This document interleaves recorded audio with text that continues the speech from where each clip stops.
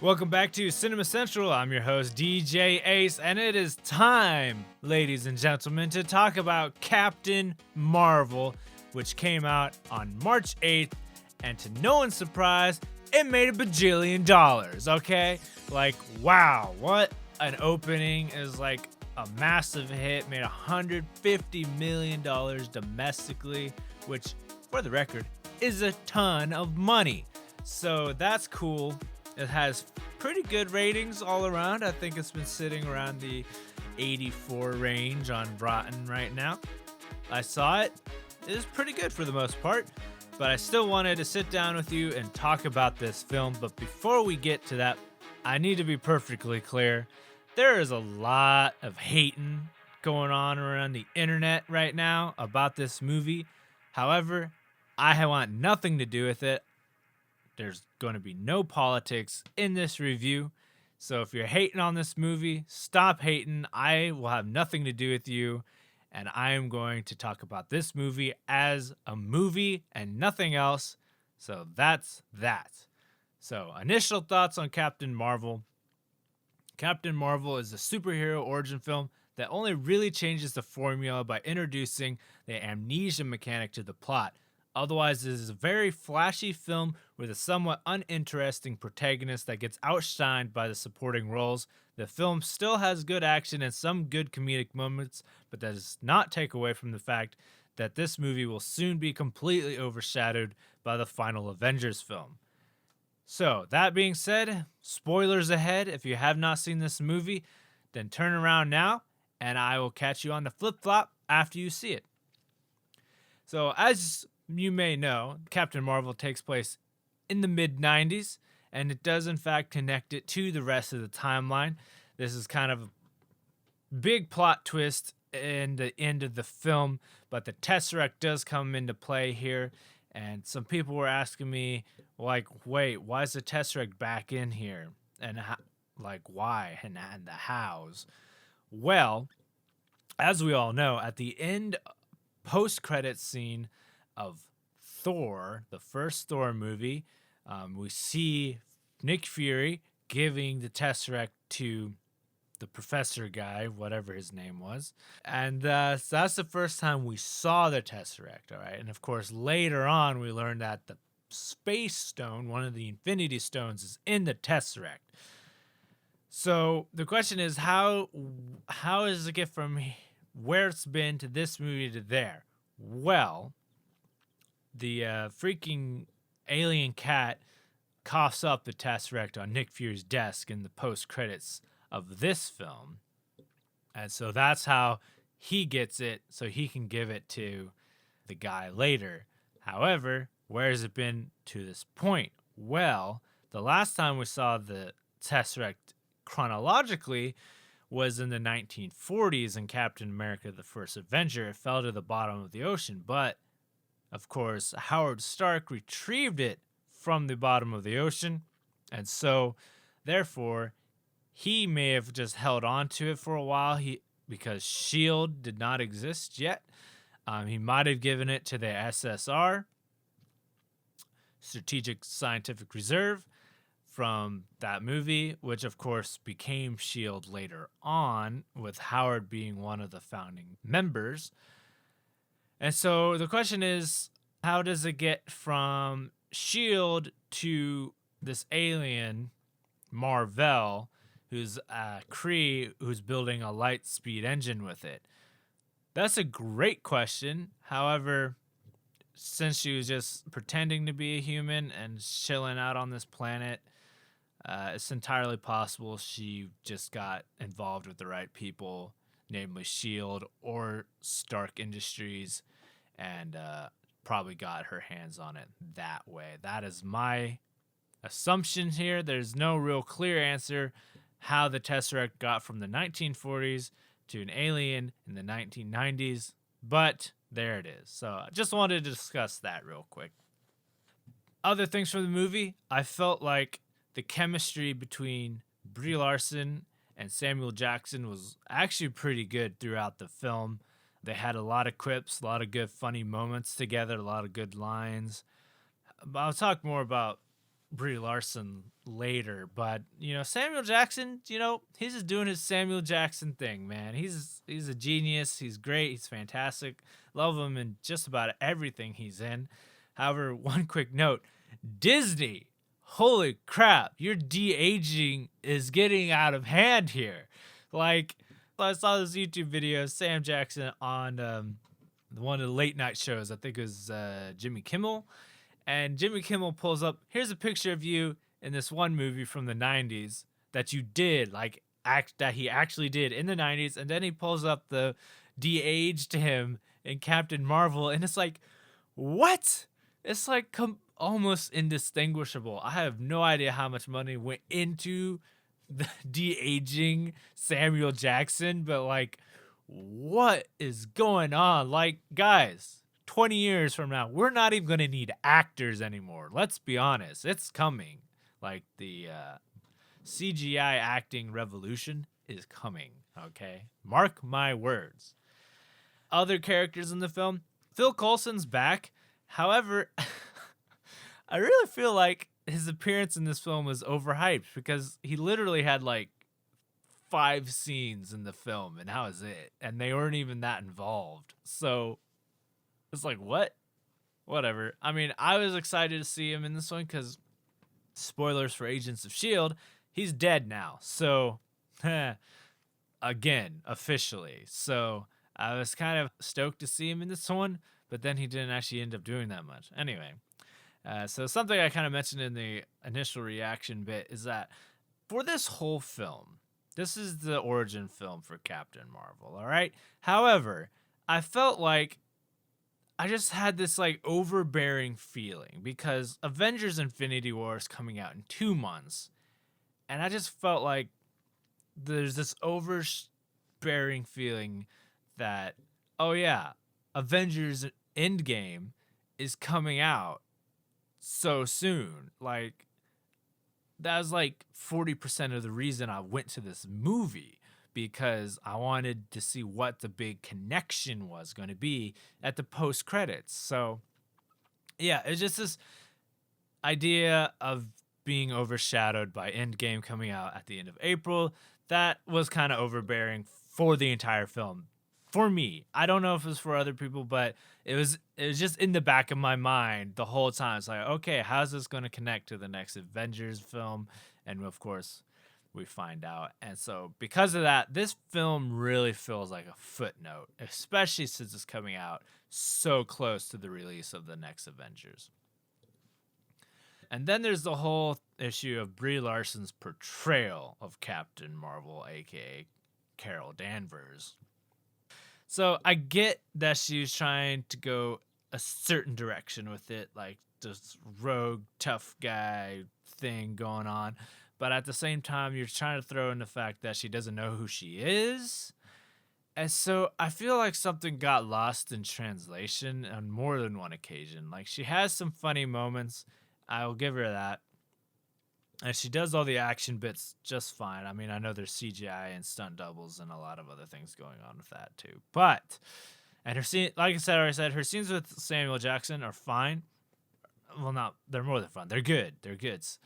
But like everything else after that, it's just like, why do I care about this character again? Like, I did not feel a connection to this character because, let's be honest, she's almost completely unrelatable for me, just saying. And so she's this alien super warrior from another planet.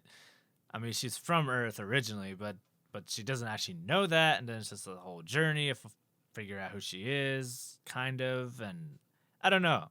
To be blunt, she had some bland bits throughout the movie. She had some blandness, and that's always a bummer, especially when it's coming from an actress of her caliber. All right, the plot. The plot of this film is so muddled. It is incredibly muddled. And hear me out. It'll make sense. So we get the impression that the Kree and the Skrulls are fighting this huge war, right? And they frame it so the Skrulls are the bad guys, but then perspective changes, and then of course it's the Kree who are the bad guys. All right, if you're into comics, you kind of already knew that. But so the big plot twist is that Jude Law, his character Yon-Rogg, who's kind of training Carol Danvers, is that he's the one who originally abducted her, right? So like he already knows the hows and the whys of where she's from and why she has her powers and where they came from. And then when she goes back to Earth and she encounters the Skrulls, particularly Talos, right? Played by Ben Mendelsohn, who is really good, by the way.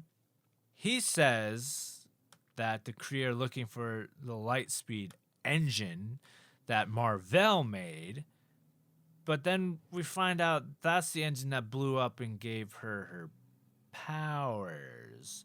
And all that Talos really wants to do is find the secret ship laboratory where all the other Skrulls are hiding out. And that's where the Tesseract is. It's just like random, but it's like, okay, fine, whatever. That's the huge MCU connection, I guess, like we've already discussed. But there's kind of a hole there. You have to admit there's kind of a hole there, because it's like, why is Jude Law's character Yon-Rogg going through all this effort when he already knows that she has what the Kree are looking for? Like, why have we gone through this entire process of any of this when he literally already has her in custody at the beginning of this film?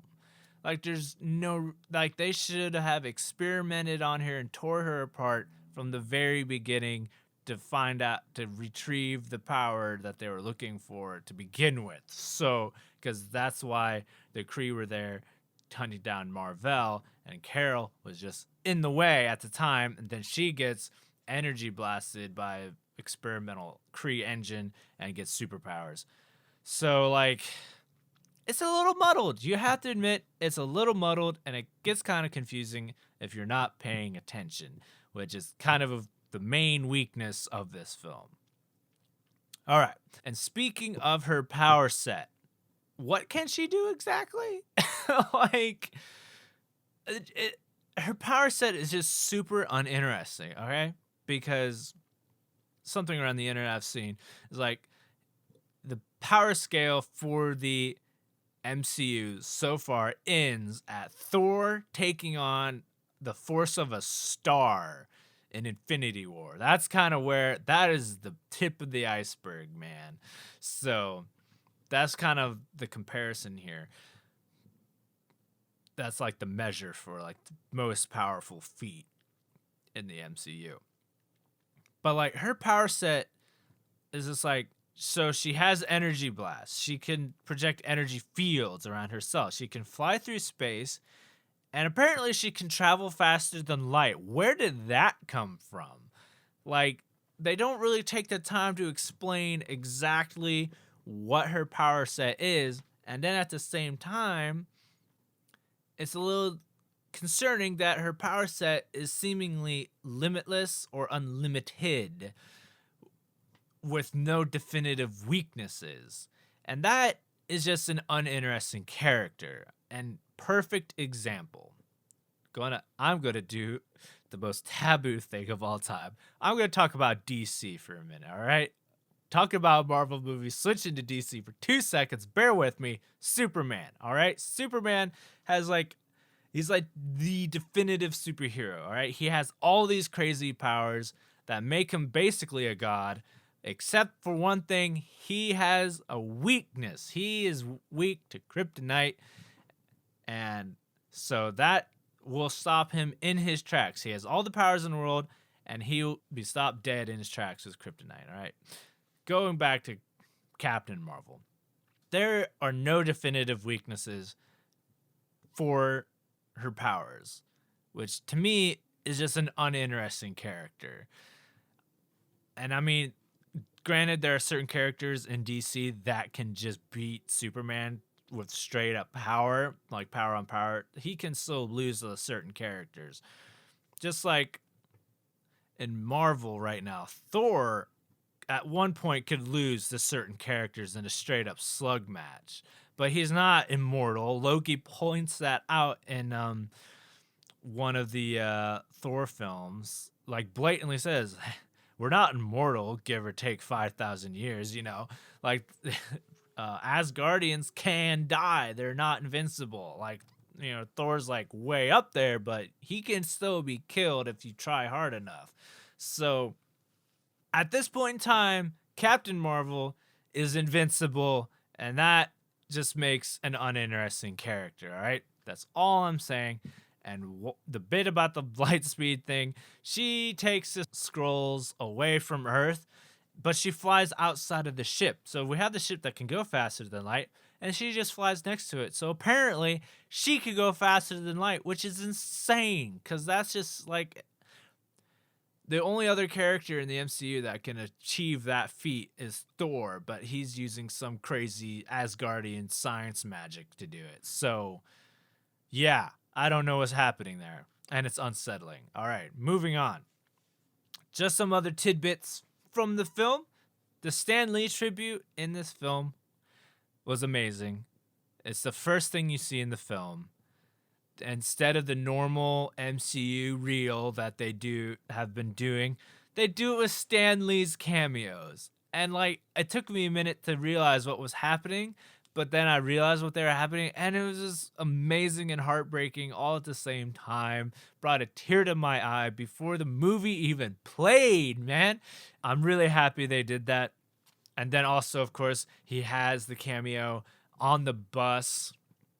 He was reading something, and I found out later that he was actually reading like the movie script to a movie that Kevin Smith did that Stan Lee also cameoed in. So that was really cool. I did not know that watching it, but then I found out about it later.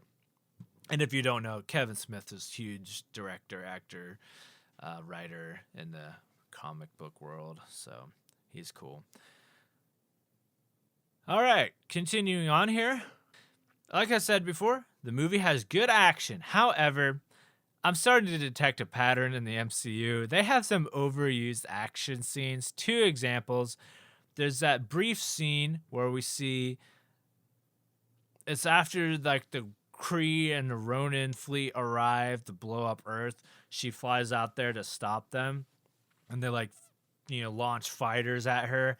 And she just like travels up in a straight line, and she was like blasting and stuff, and she looks down and then she flies away. You saw it in the trailers, you saw it in the movie. Well, guess what? They're just reusing assets at this point, because I saw again on the internet there was a back-to-back comparison of that trailer shot compared to what Iron Man did in Avengers.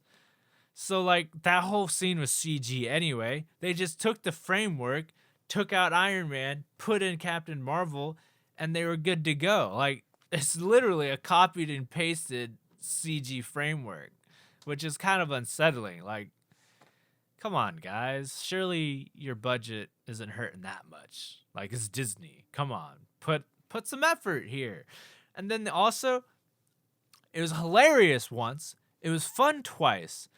But 3-4 times, it's overused, all right? The Hulk smash gag is so overused. Avengers, Hulk smashes Loki. Boom, boom, boom. Puny God. It was hilarious. Groot, Guardians of the Galaxy. He, like, tree stabs a whole bunch of people and, like, whips them around a lot. And then Guardians of the Galaxy 2, Baby Groot. He, like, does it with one guy, and he, like, whips him around a lot. And now, Captain Marvel, Goose, the alien cat, shoots out its tentacle things and kills a bunch of Kree soldiers and whips them around a lot. Guys, the gag is getting old. Please stop doing it. I'm sorry. Like, it was funny, sure, but it's been like the 4th or 5th time we've done this gag. Like, I'm sorry. It's just getting overused. Hey. All right, almost done, I promise. So, I've said a lot about this film, all right? But the one thing that irks me the most out of anything else I've talked about is where was Danger Zone, man? The song, yes, the song Danger Zone by Kenny Loggins. Where was it, man? I'm sure Disney could have afforded the rights to that song for this movie because it was begging for it. There were so many Top Gun references in this film. How do you not put Danger Zone in it? Like, that's easy money, man. That's easy money. Put Danger Zone in there and it's amazing, all right? Oh, I'm sorry. Got too passionate, but where was the Danger Zone? All right, post-credit scene, straightforward. The Avengers, they had the pager that Fury dropped. They're like trying to keep it on, and then it shuts off. And they're like, oh man, what do we do now? And then boom, she pops out of nowhere, and she's like, now, where's Fury? You know? And that was it. So it's like, all right, we knew she was going to be in the movie, but now we get to see that she's in the movie. I mean, they did the exact same thing at the end of Winter Soldier. At the end of Captain America Winter Soldier, they had a scene tease for Captain America Civil War. So we've seen this before. It was awesome. Moving on. And then, of course, the end credit scene is, of course, with Goose chucking up the Tesseract, all right? Here's my final thoughts on Captain Marvel. I know it seems like I've been kind of negative. I'm sorry about that. I'm not trying to be. I'm just trying to point out the things that I saw about this film. On a whole, it's still a good film. It's still fun to watch. It's a good popcorn movie. It's an MCU film, and it's still good. All right, hear me out. It's still good. I'm just saying it has issues. It does have issues. And so my final thought here is that I really, really, really hope that Captain Marvel doesn't Deus Machina Endgame, because that would just bum me out more than anything else. Because she kind of Deus Ex Machina'd her own movie, in a way. Yeah, she kind of did. So I really hope she doesn't do that in Endgame. Like, oh, Captain Marvel's here. She can go save the day now. We're good. Like, that better not happen. That's all I'm going to say here. So, that's it for my review of Captain Marvel. Hope you enjoyed it. And please, you know what? Just remember, guys, as far as people hating on social media and stuff, just remember that is a very small group of people that their single goal is to make all of us try to fight and hate each other. So please do not become part of the cycle. Ignore it. Enjoy movies how you want to enjoy movies and move on. All right? That's all you have to do. It's easy. Social media, you can find me on Facebook, Twitter, and Instagram at Ace Cinema Central. And finally, I'm going to have another Facebook exclusive review, probably, coming up in the near future. Keep an eye for that. It's been fun, guys. Keep it cool. DJ Cinema Central. Peace. Booyah.